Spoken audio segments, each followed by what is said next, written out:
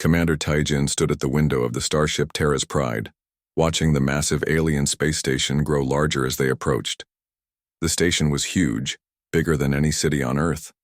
Its metal walls gleamed in the light of 3 different suns. After 3 years of being part of the Galactic Council, this was still an amazing sight. "Commander, we will dock in 10 minutes, said Captain So Young from behind him. She was the head of security for this diplomatic mission. Her voice was calm, but Taijin could hear the slight worry in it. None of them fully trusted their alien allies yet.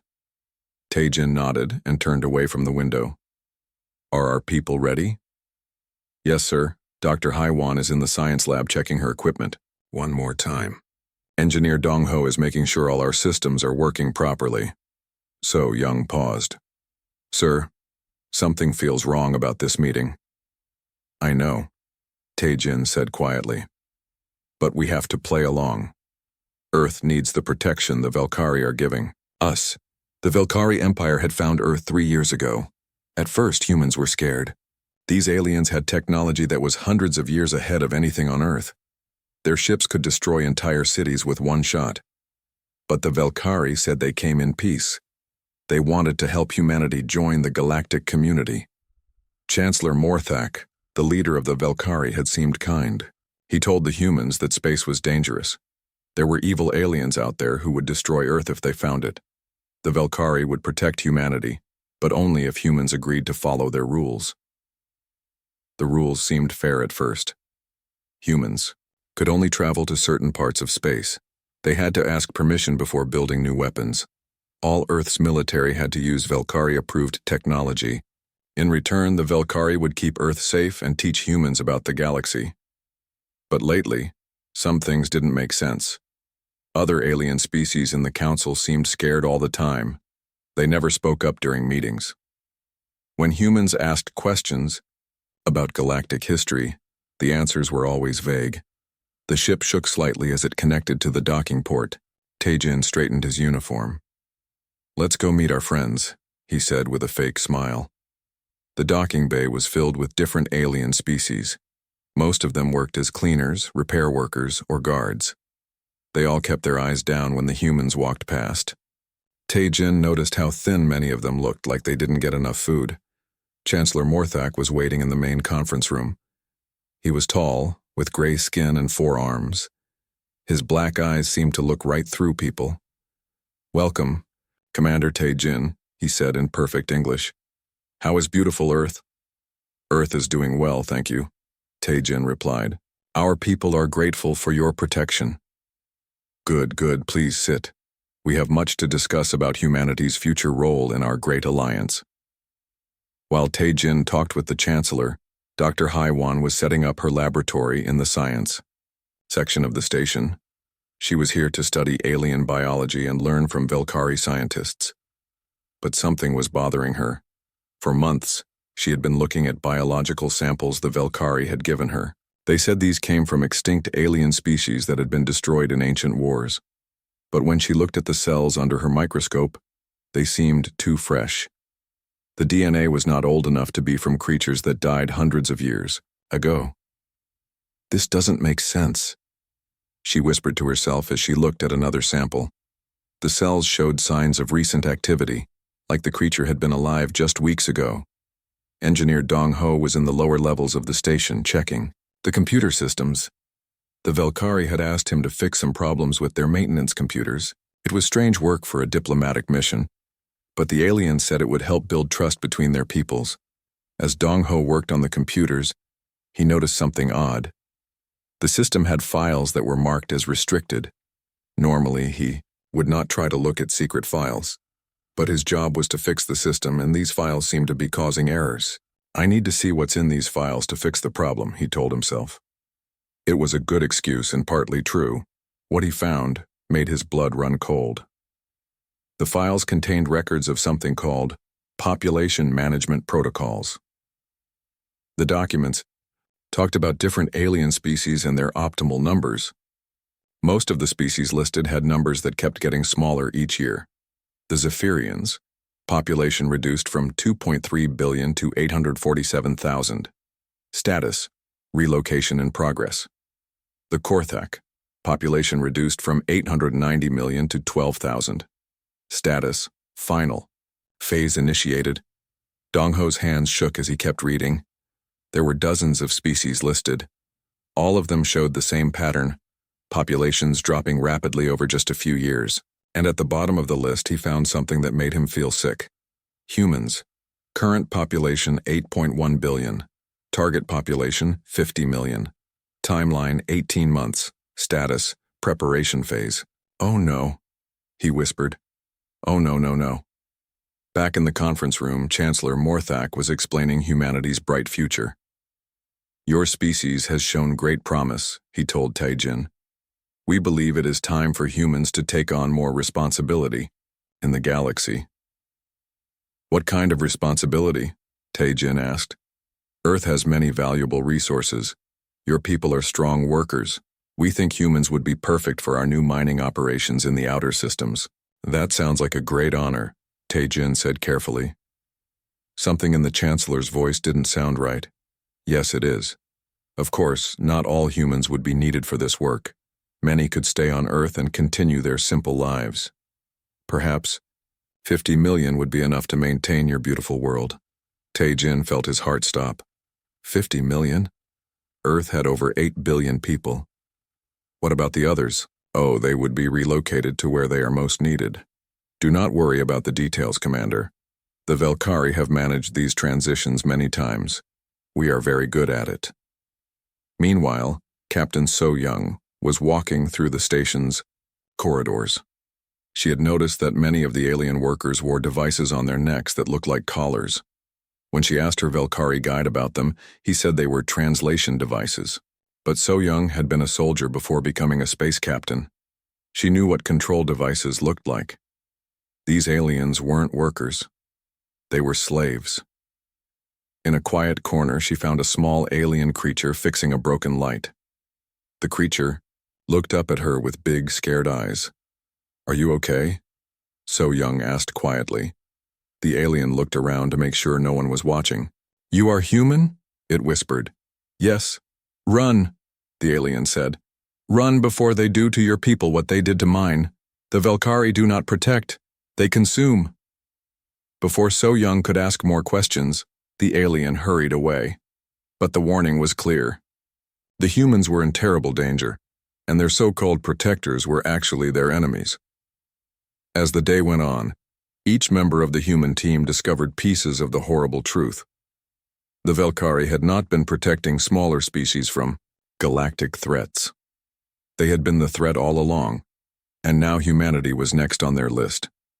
The question was, what could 4 humans do against an empire that controlled half the galaxy? That night, the 4 humans met in secret in Dr. Haiwan's laboratory. They had to be very careful because they knew the Velkari were watching them. Taejin had told the aliens that his team needed to work on some Earth reports, so they had a few hours alone. We're in serious trouble, Taejin said quietly as he looked around the room. The Chancellor basically told me they plan to reduce Earth's population to 50 million people. Dong Ho nodded grimly. I found files that prove it. They call it population management. They've done this to dozens of other species. The alien I talked to said the Velkari consume species, not protect them, added So Young. All those workers on the station are slaves. They wear control collars. Dr. Haiwan put down her microscope and joined the group. The biological samples they gave me aren't from ancient extinctions. These creatures died recently. Some of them might have been alive just weeks ago. The room was quiet as they all thought about what this meant. The Velkari had been lying about everything.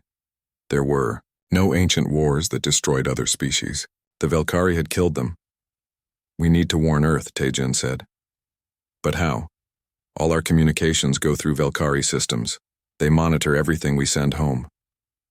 I might be able to find a way, Dong Ho said. But we need more proof first. If we just send a message saying the Velkari are evil, who will believe us? Everyone on Earth thinks there are protectors. Then we get proof, So Young said. But we have to be smart about it. If they catch us, we're dead, and Earth will never know what's coming. They spent the next hour making a plan. Dong Ho would Try to access more of the restricted files. HFY would gather more biological evidence. So Young would investigate the slave workers and try to learn more about what happened to their species. Taejin would keep acting normal around the Velkari while looking for any weakness they could use. The next morning, Dong-ho went back to work on the maintenance computers. But this time, he had a better plan. Instead of just looking at the files, randomly he searched for specific information about what the Velkari did to conquered species. What he found was worse than he had imagined. The Velkari had a whole system for taking over other worlds. First, they would approach the species as friends and protectors. They would scare them with stories about dangerous enemies in space. Then they would slowly take control of the species, military and government. Once the species was completely dependent on Velkari protection, the real plan would start. The strongest and smartest members of the species would be taken away for special training. They would never be seen again. The rest of the population would be moved to work camps on different planets. Most would die from the hard work and poor conditions. Only enough would be kept alive to do the jobs the Velkari didn't want to do themselves. But Dong-ho also found something else in the files. There were reports about equipment failures and security problems in some parts of the galaxy. The reports mentioned attacks by terrorist groups and criminal organizations, but reading between the lines, Dong-ho realized these might be resistance fighters. While Dong-ho was learning about Velkari methods, So Young was exploring the lower levels of the station. She had told her Velkari guide that she wanted to understand the station's security systems. The guide seemed happy to show off their technology, but So Young was really looking for chances to talk to the alien workers without being watched. She found her chance when they passed a maintenance area where several aliens were working alone. "Wait here," she told the guide. "I want to examine this security panel more closely." While the guide stood in the hallway, So Young slipped around a corner where a tall, blue-skinned alien was repairing some pipes. The alien looked up when she approached, fear clear in his large eyes. "Don't be afraid," So Young whispered. "I want to help." The alien looked around nervously. "You cannot help. No one can help. The Velkari are too strong." "What happened to your people?" "I am Veltar. I was a warrior of the Zephyrian Defense Force. We had ships, weapons, armies. We thought we could protect ourselves." His voice was full of sadness. "The Velkari came to us 50 years ago. They said space pirates were planning to attack our worlds. They offered to help us. What happened? We trusted them. We let them put their ships in our space. We used their weapons and their technology. When they decided it was time, they turned off all our defenses with the push of a button. Our own weapons stopped working. Our ships couldn't move. We were helpless." So Young felt sick. "How many of you are left?" "Maybe a few thousand scattered across the galaxy as workers and slaves. Most of my people are dead." Veltar's hands clenched into fists. "But some of us still fight. Some of us still remember." "There are others?" Before Veltar could answer, they heard footsteps. The Velkari guide was coming to check on So Young. Veltar quickly went back to his work, but he whispered one word: "Tonight."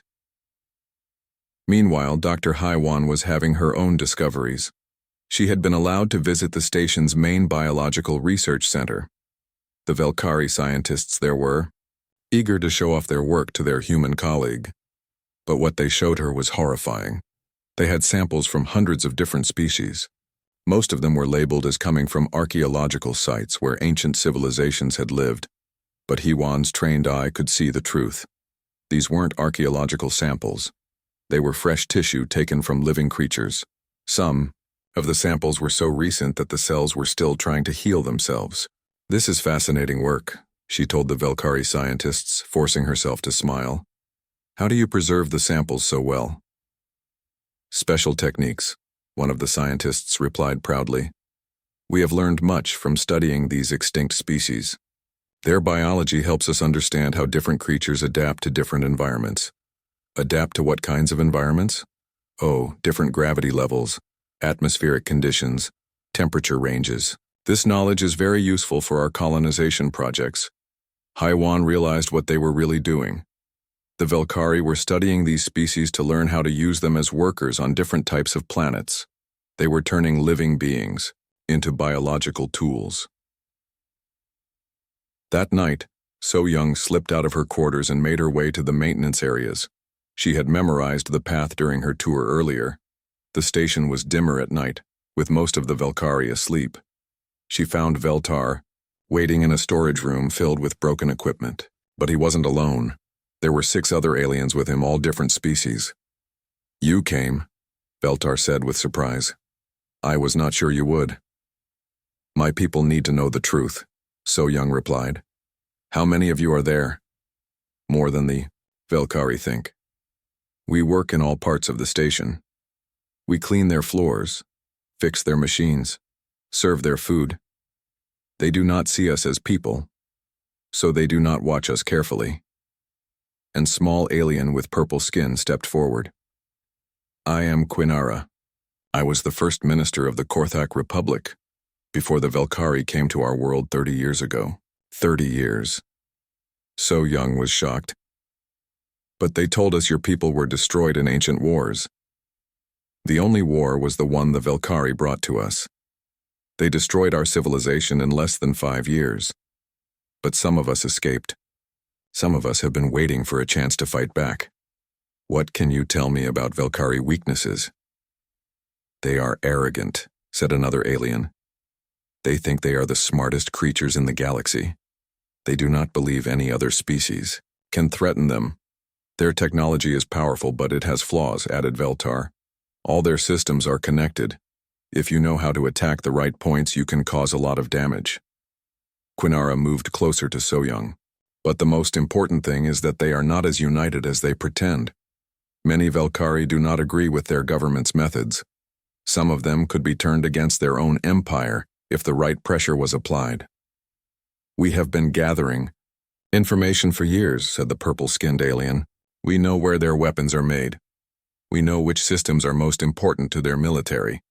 We have been waiting for the right moment to strike." "What about my people?"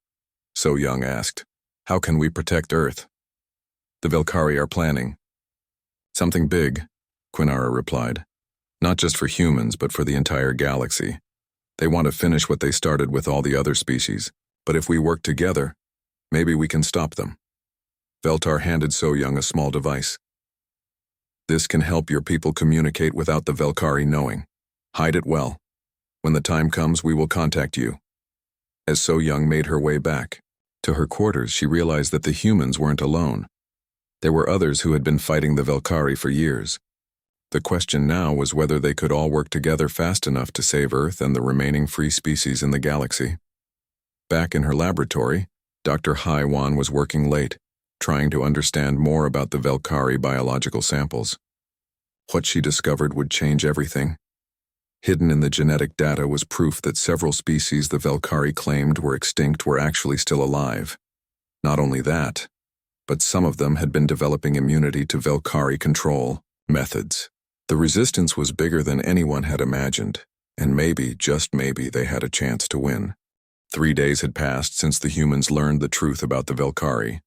They continued to act normal during the day, attending meetings and pretending to be grateful for Velkari protection.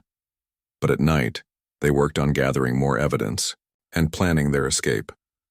Dr. Haiwan made a discovery that changed everything. While studying more biological samples, she found something unusual about human DNA compared to other species in the galaxy.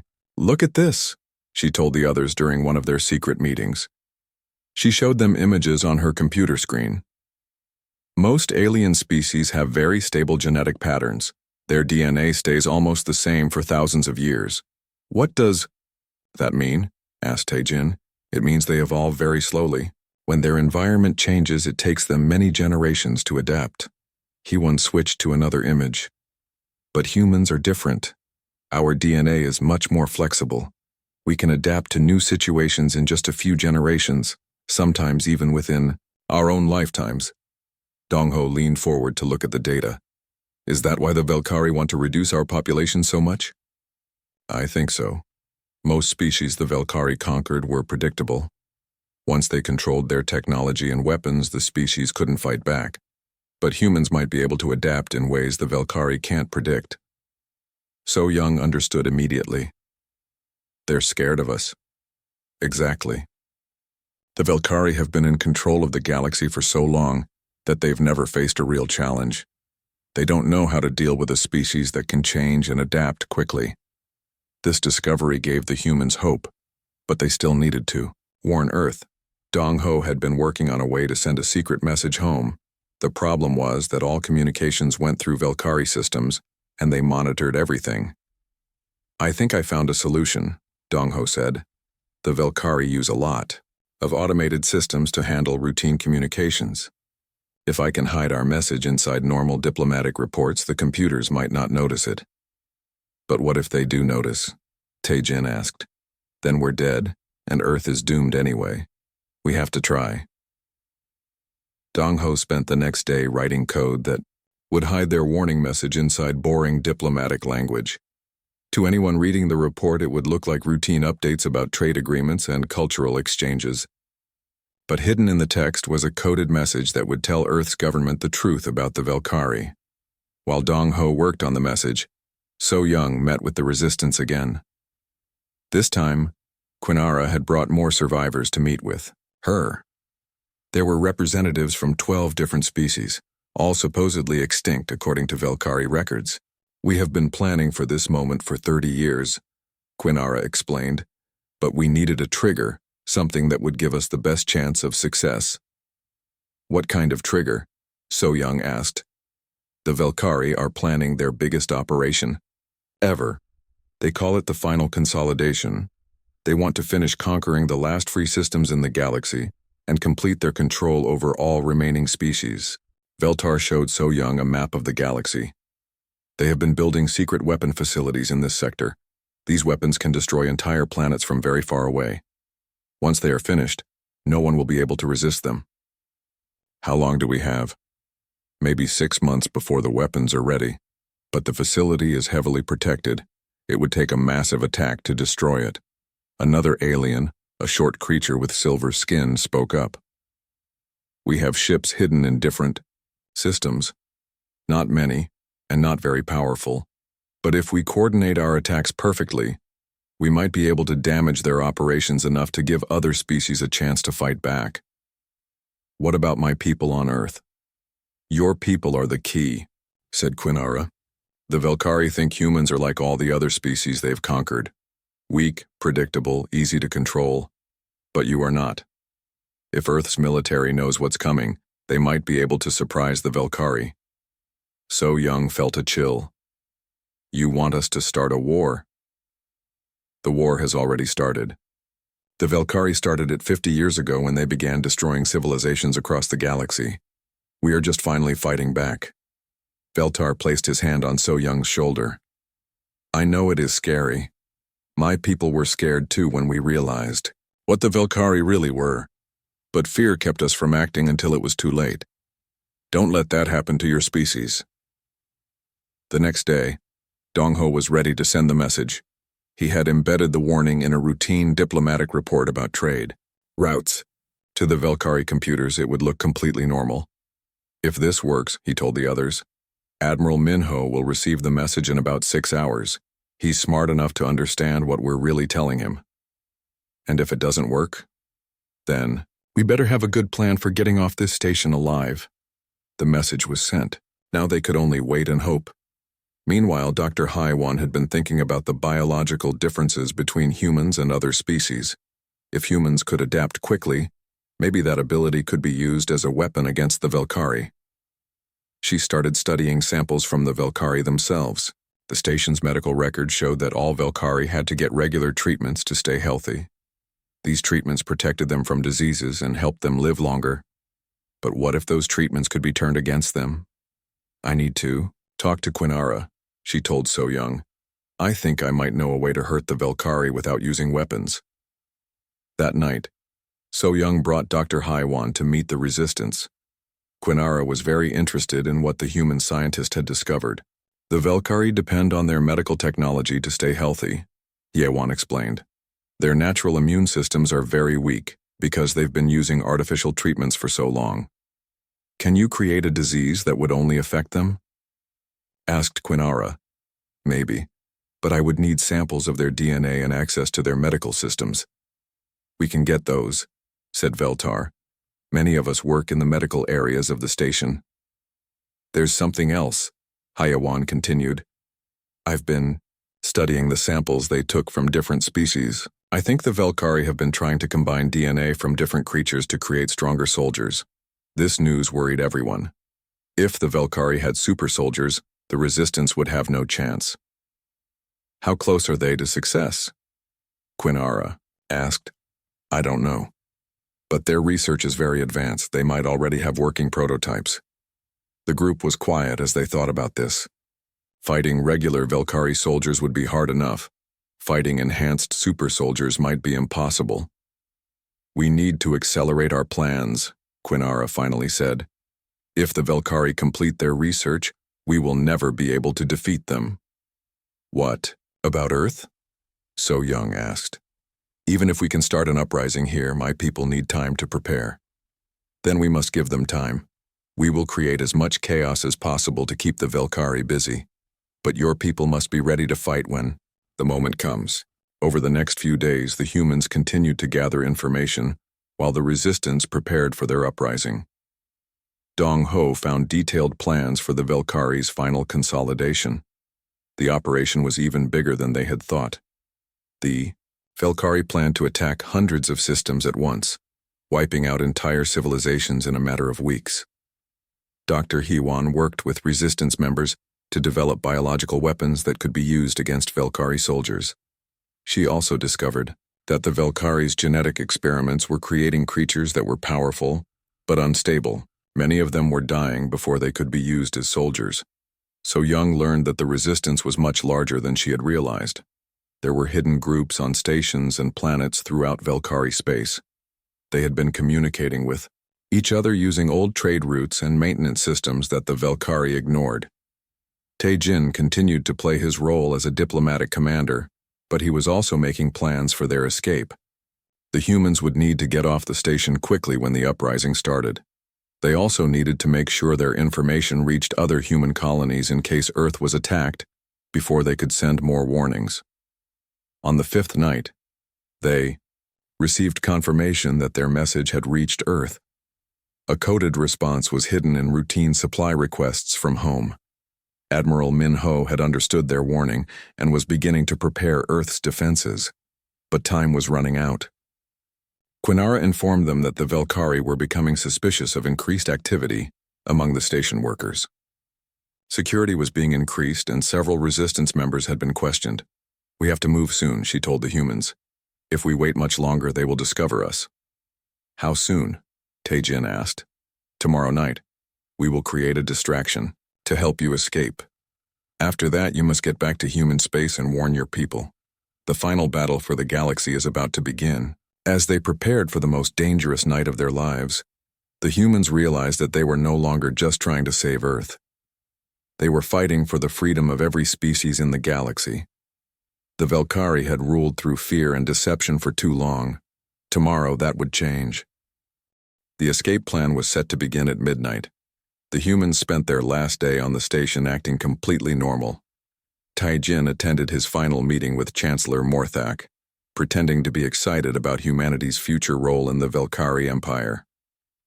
Your species has shown great promise, the Chancellor said with his cold smile. Soon humans will have the honor of helping us bring order to the remaining chaotic systems in the galaxy. We are grateful for this opportunity, Tae-jin replied, fighting the urge to punch the alien in his smug face. Of course, not all humans will be needed for this great work. Many can remain on Earth and live simple, peaceful lives. We estimate 50 million would be more than enough to maintain your beautiful planet. Tae-jin nodded as if this made perfect sense. The Velkari are truly wise in their planning. But inside, his anger was burning. This creature was calmly talking about murdering over 7 billion people as if it was just a business decision. While Tae-jin played diplomat, his team made final preparations. Dr. Hayawan packed samples and data that would prove Velkari crimes to the galaxy. Dong Ho prepared portable communication equipment and copied files that showed Velkari military plans. So Young checked their weapons and planned escape routes. At 11:30 p.m. they met in Hee-Won's laboratory one last time.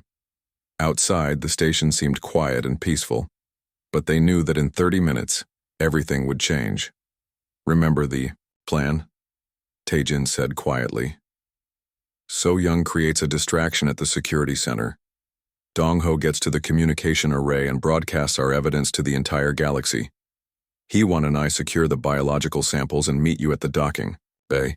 "What if we get separated?" Hee-Won asked. "Then we improvise. The most important thing is getting this information out. Even if some of us don't make it, the galaxy has to know the truth." At exactly midnight, alarms began ringing throughout the station. The resistance had started their uprising. In the lower levels, alien workers who had been slaves for decades finally fought back against their Velkari masters. So Young moved quickly through the corridors toward the security center. She could hear fighting in the distance and see flashing lights as emergency systems activated. Most of the Velkari soldiers were running toward the main areas of fighting, leaving other parts of the station less guarded. The security center was protected by 3 Velkari guards. So Young had studied their patrol patterns for days. She waited until 2 of them left to help with the uprising, then attacked the remaining guard. The Velkari was bigger and stronger than her, but he was not expecting a fight. So Young had trained in martial arts since she was a child. More importantly, she was fighting for the survival of her entire species. The guard never had a chance. She quickly accessed the security computers and began shutting down surveillance systems throughout the station. This would give the other humans more freedom to move around without being tracked. But she also did something else. She accessed the station's prisoner records and began opening cell doors in the detention areas. Hundreds of aliens who had been locked up for various crimes against the Velkari Empire were suddenly free. Most of these prisoners were probably innocent people who had tried to resist Velkari rule. Now they were loose on the station, adding to the chaos. Meanwhile, Dong-ho reached the communication array. This was the most dangerous part of the plan because the communication center was heavily guarded and in a central location, but the uprising had created confusion throughout the station. Guards were running everywhere, trying to figure out what was happening. Dong-ho used maintenance tunnels to avoid most of them. When he reached the communication center, he found it defended by 6 Velkari soldiers. This was more than he had expected, but he had no choice. Earth needed to know what was coming. Dong-ho had brought some of the explosive devices that Veltar had given him. He used them to create a distraction on one side of the communication center while he entered from the other side. The plan worked perfectly. While the guards investigated the explosions, Dong-ho slipped into the main communication room and began uploading files to the Galactic network. The files contained everything: Velkari population management protocols, evidence of genocide against dozens of species, plans for the final consolidation, and proof that supposedly extinct species were actually still alive as slaves. But most importantly, he uploaded Dr. Hee-Won's biological analysis, showing that many species had been developing resistance to Velkari control methods. This would give hope to oppressed peoples throughout the galaxy. As the data uploaded, Dong-ho also sent a direct message to Earth's military command. The message contained detailed information about Velkari weapons and tactics, including the location of their secret weapon facilities. The upload was almost complete when the Velkari guards realized what was happening. They burst into the communication room just as Dong-ho finished sending the data. "Stop right there, human," one of them shouted. Dong-ho turned around with a smile. "Too late. The whole galaxy knows the truth now." The guard raised his weapon, but Dong-ho was already moving. He had planted explosive charges throughout the communication center. As he ran for the exit, he triggered the charges. The explosion destroyed the communication array, but that didn't matter anymore. The message had been sent. Within hours, every news network and government in the galaxy would know about Velkari crimes. Dr. Hee-Won and Taejin were making their way to the Biological Research Center when they heard the explosion. They knew Dong-ho had succeeded, but they also knew it meant their time was running out.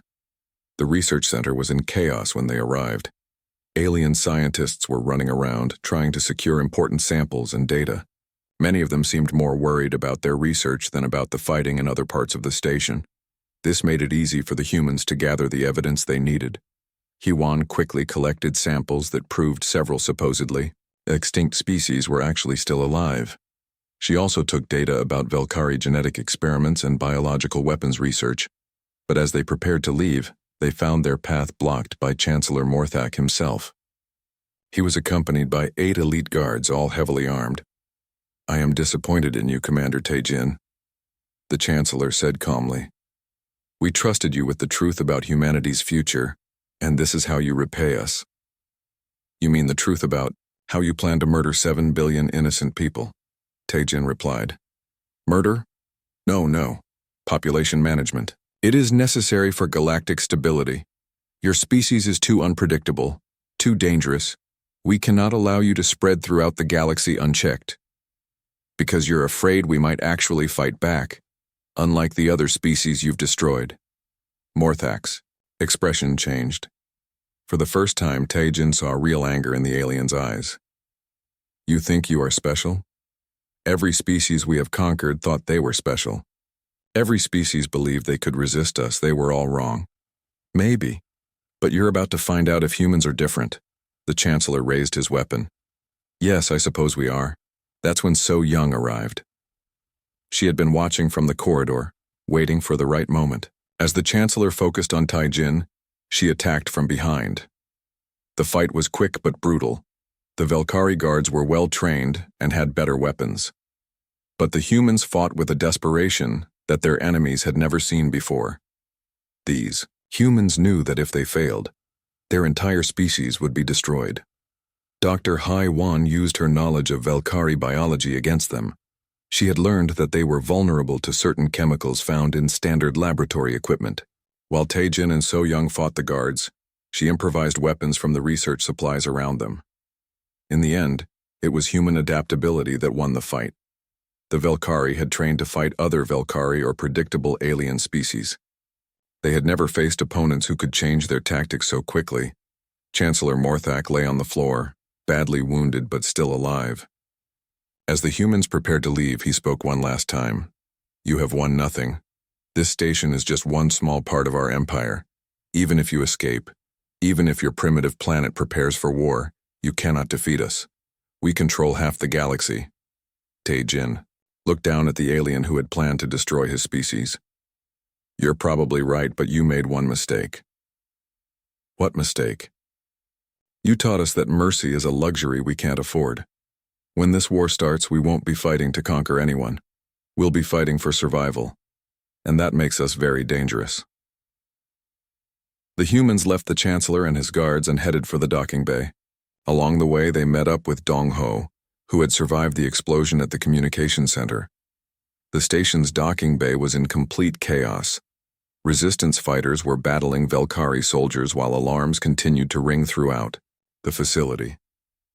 Several ships had already launched, carrying survivors to safety. Veltar and Quinara were waiting by the human ship Terra's Pride. "Your message worked," Quinara told them. "Reports are coming in from across the galaxy. Dozens of species are rising up against Velkari rule. The revolution has begun." "What about Earth?" Taejin asked. "Your Admiral Minho has begun preparing your defenses, but the Velkari are mobilizing their fleets. The attack on your world will come soon." As the humans boarded their ship, they realized that their mission had succeeded beyond their wildest hopes. The journey back to Earth took 6 days. During that time, the galaxy changed forever. News reports flooded the communication networks as species after species rose up against Velkari rule. The evidence that Dong Ho had broadcast was spreading, like wildfire. On the second day, the Korthak survivors revealed their hidden fleet. 12 warships that had been hiding in deep space for 30 years suddenly appeared and began attacking Velkari supply lines. On the third day, the Zephyrians launched coordinated strikes against Velkari communication stations, cutting off their ability to control distant parts of their empire. By the fourth day, even species that were thought to be loyal to the Velkari were turning against their masters. The galaxy was in open rebellion. But the humans knew that Earth was still in terrible danger. The Velkari would not let humanity's defiance go unpunished. Admiral Minho was waiting when Terra's Pride arrived at Earth's main orbital station. He was a tall, serious man who had spent his entire career preparing for threats that might never come. Now he faced the biggest threat in human history. "Commander Taejin," he said as the diplomatic team docked. "Your message saved our species. We've been preparing non-stop since we received your warning." "How long do we have?" Taejin asked. "Our long-range sensors detected a massive Velkari fleet 3 hours ago. They'll be here in 2 days. But we're not the same species that trusted them 3 years ago." Minho led the team to Earth's military command center. What they saw there amazed them. The center was bustling with activity as thousands of people worked on battle preparations. "For 3 years, we've been secretly studying every piece of Velkari technology they gave us," Minho explained. "We found the hidden overrides in our weapon systems. We found the tracking devices in our ships. We found the kill switches in our communication networks." "You removed them all?" So Young asked. "Better than that. We turned them into weapons. When the Velkari try to use their overrides against us, they're going to get some very nasty surprises." Dr. Haiwan was impressed.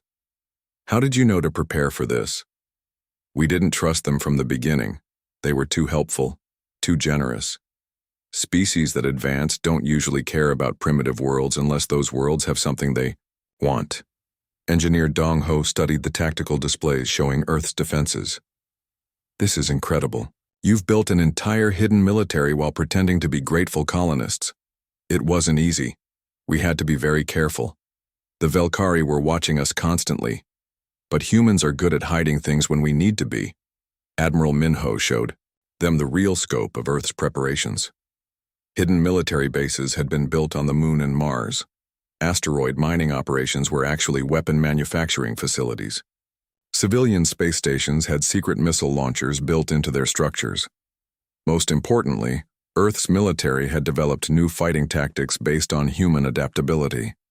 Instead of fighting like other species, they would use speed, unpredictability, and rapid tactical changes to confuse their enemies. "The Velkari expect us to fight like the other species they've conquered," Minho explained. "They expect us to use their tactics, their formations, their strategies, but we're going to fight like humans." "What does that mean?" Taejin asked. "It means we don't follow the rules." On the second day after the team's return, the Velkari fleet arrived. It was the largest military force ever assembled in Earth's solar system. Over 300 warships surrounded the planet, blocking all escape routes. Chancellor Morthak, somehow still alive and commanding the fleet from his flagship, sent a message to Earth's government. "People of Earth, your representatives have committed crimes against the galactic order. They have spread lies and encouraged rebellion throughout our peaceful empire. However, the Velkari are merciful. Surrender now and we will only reduce your population to the planned 50 million. Resist and we will be forced to eliminate your species entirely." The response came from Admiral Minho himself. "Chancellor Morthak, the people of Earth have learned the truth about your peaceful empire. We know about the billions you've murdered. We know about the species you've enslaved. We know about your lies. You came here expecting to find weak, grateful colonists. Instead, you found humans who are done playing by your rules. Come and take our world if you can." The battle began immediately. The Velkari expected a quick victory against a primitive species with limited technology. What they found instead was a nightmare. Earth's civilian space station suddenly revealed hidden weapons and began firing on the Velkari ships. Asteroids that should have been harmless rocks turned out to be disguised military platforms. Even Earth's communication satellites had been turned into weapons, but the biggest shock came when Earth's fleet engaged the Velkari ships directly. Instead of fighting in neat formations like civilized species, the human ships attacked from all directions at once. They used unconventional tactics that no military academy had ever taught. Human pilots would pretend to retreat, then suddenly turn and attack from unexpected angles. They would sacrifice damaged ships in kamikaze runs that destroyed much larger Velkari vessels. They would hide behind asteroids and attack supply ships instead of fighting the main fleet. "What are they doing?" Morthak demanded as he watched his organized battle plan fall apart. "Why don't they fight properly?" His tactical officer was equally confused. "Sir, they're not following any known combat doctrine. They're fighting like animals. Like humans," Morthak realized with growing fear.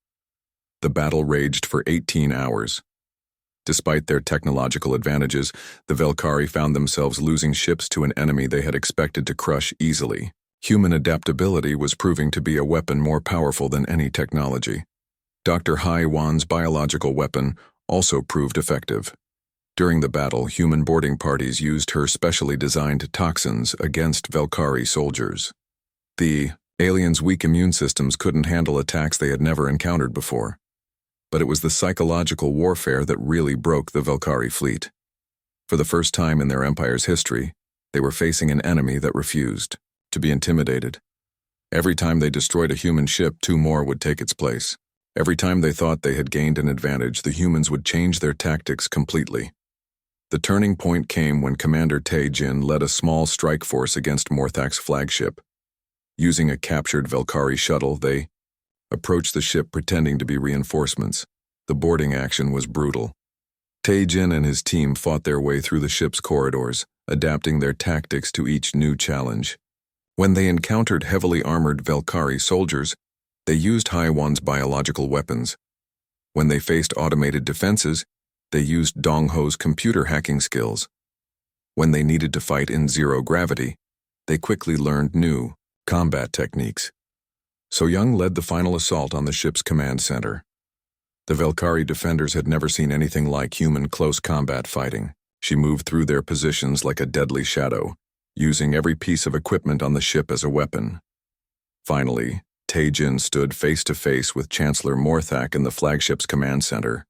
The Chancellor was wounded and surrounded by the bodies of his guards. "You cannot win," Morthak said desperately. "Even if you destroy my fleet, the Empire will send more ships. We control half the galaxy. You are just one small planet." "You're right," Tae-jin replied calmly. "We probably can't win a war against your entire empire." "Then surrender. I can still offer you mercy." Tae-jin looked at the alien who had planned to murder billions of innocent people. "You don't understand. We're not trying to win a war against your empire." "Then what are you doing?" "We're teaching the galaxy how to fight you." At that moment, reports began flooding in from across the galaxy. The human tactics being used at Earth were being copied by resistance fighters everywhere. Species that had been enslaved for decades were suddenly winning battles against their Velkari oppressors. The Zephyrians had used human-style surprise attacks to recapture their homeworld. The Korthak had copied human boarding tactics to capture an entire Velkari fleet. Dozens of other species were adapting human fighting methods to their own situations. "You see," Tae-jin continued, "humans aren't special because we're stronger or smarter than other species. We're special because we adapt and we share what we learn. Every species you enslaved has been watching this battle. They're learning from our example." "Impossible. The other species are weak. They cannot fight like you do." "You're wrong. They're not weak. They just needed someone to show them that you could be beaten." Morthak looked at his tactical displays and realized the truth. Across the galaxy, Velkari positions were falling to species using human tactics. The empire that had taken centuries to build was collapsing in a matter of hours. "This is not how civilized species fight wars," he said weakly. "You're right," Tae-jin replied. "This is how humans fight for survival, and we've taught everyone else how to do it too." The Chancellor tried to reach for a weapon, but So Young was faster. The last leader of the Velkari Empire died on the floor of his own command ship. 6 months later, Dr. Hai Wan stood before the new Galactic Assembly on Earth. Representatives from over 200 species had come to create a new government based on cooperation instead.